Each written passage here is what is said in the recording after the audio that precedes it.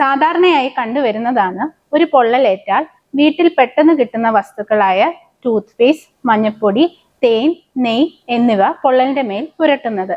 ഇങ്ങനെ ചെയ്താൽ പൊള്ളൽ കാരണം ഉണ്ടാവുന്ന ചൂട് അഥവാ ആവി പുറത്തോട്ട് പോകാൻ കഴിയാതെ കൂടുതൽ ആഴത്തിലോട്ട് പോയി first degree burns, second degree burns ആയി മാറും.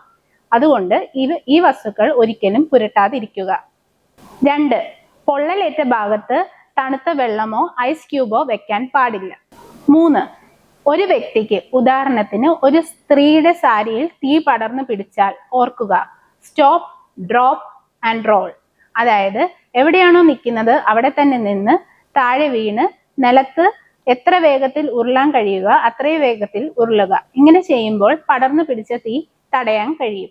4. ഓർക്കേണ്ടത്, നമ്മുടെ വസ്ത്രമോ തുണിയോ പൊള്ളിയ ഭാഗത്ത് ഒട്ടിയിരിക്കുകയാണെങ്കിൽ ഒരു കാരണവശാലും വലിച്ചൂരാൻ ശ്രമിക്കാതിരിക്കുക. 5. സെക്കൻഡ് ഡിഗ്രി ബേൺസ് ആണെങ്കിൽ ബ്ലിസ്റ്റേഴ്സ് അഥവാ കുമിളകൾ ഉണ്ടാകാം. അത് വീട്ടിൽ വെച്ച് കുത്തി പൊട്ടിക്കാതിരിക്കുക. ഇൻഫെക്ഷൻസ് തടയാനാണ് ഇങ്ങനെ ചെയ്യാൻ പറയുന്നത്. അവസാനമായി പൊള്ളിയ ഭാഗത്ത് തുണി വലിച്ചു കെട്ടാതിരിക്കാൻ ശ്രദ്ധിക്കുക. ഇനി ഉടനെ തന്നെ ചെയ്യേണ്ട കാര്യങ്ങൾ എന്തെല്ലാം എന്ന് പറഞ്ഞു തരാം. പൊള്ളലേറ്റാൽ ആദ്യം തന്നെ ചെയ്യേണ്ടത് ആ വ്യക്തിയെ പൊള്ളലേറ്റ ഭാഗത്ത് നിന്ന് മാറ്റി കിടത്തുക അല്ലെങ്കിൽ മാറ്റി നിർത്തുക എന്നതാണ്. 2. പൊള്ളലേറ്റ ഭാഗത്ത് നിന്ന് ഓർണമെന്റ്സോ ഡ്രസ്സോ ഉണ്ടെങ്കിൽ അത് നീക്കം ചെയ്യുക. ഇങ്ങനെ ചെയ്താൽ കൂടുതൽ പൊള്ളൽ ഏൽക്കാതിരിക്കാൻ സഹായിക്കും.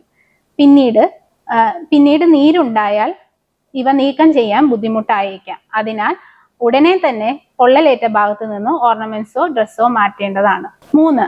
റണ്ണിംഗ് വാട്ടർ അഥവാ ടാപ്പിൽ നിന്ന് വന്നുകൊണ്ടിരിക്കുന്ന വെള്ളത്തിൽ പൊള്ളിയ ഭാഗം കാണിക്കുക. ഇത് വെറും 5-10 മിനിറ്റ് ചെയ്താൽ പോരാ, മിനിമം 15 മുതൽ 20 മിനിറ്റ് എങ്കിലും ഇങ്ങനെ ചെയ്യണം. ഇനി ടാപ്പ് വാട്ടർ തുറന്നു വെക്കാൻ കഴിയാത്ത സാഹചര്യങ്ങളിലാണെങ്കിൽ, ഉദാഹരണം മുഖത്തോ നെഞ്ചത്തോ പൊള്ളലേറ്റാൽ ഒരു തുണി വെള്ളത്തിൽ മുക്കി ആ ഭാഗങ്ങളിൽ വെക്കാം. ഇത് ഇടയ്ക്കിടയ്ക്ക് ചെയ്തുകൊണ്ട് ഇരിക്കണം. ഇനി എപ്പോഴാണ് നമ്മൾ ഒരു ഡോക്ടറിന്റെ സഹായം തേടേണ്ടത്? പ്രായമായവരിലോ കുഞ്ഞുകുട്ടികളിലോ പ്രമേഹ രോഗികളിലോ പൊള്ളലേറ്റാൽ നമ്മൾ ഉടൻ തന്നെ ഡോക്ടറിനെ സമീപിക്കേണ്ടതാണ്.